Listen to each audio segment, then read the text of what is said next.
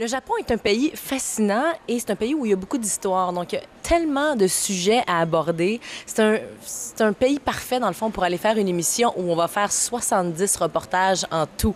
Parce que la liste au Japon à faire à Virginie, c'est 70 topos, donc c'est 13 émissions d'une heure.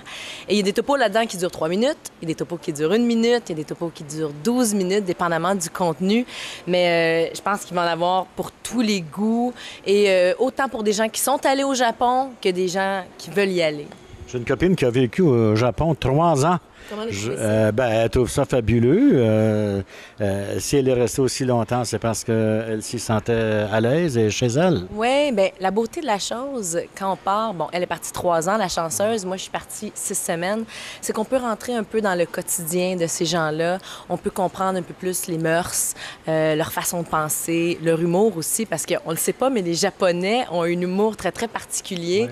Ouais. Et j'étais un peu une touriste là-bas, mais avec le privilège de rentrer dans la vie intime d'un sumo, dans la vie intime d'une geisha, pouvoir poser des questions que tout le monde se pose. Par exemple, demander à un sumo, toi, as-tu le droit d'avoir une blonde? As-tu le droit, ils ont 20 ans, là, ces garçons-là, là. As-tu le droit d'aller dans un bar? Tout le monde s'est toujours demandé ça. Est-ce que ça se pourrait qu'ils n'aient pas le droit?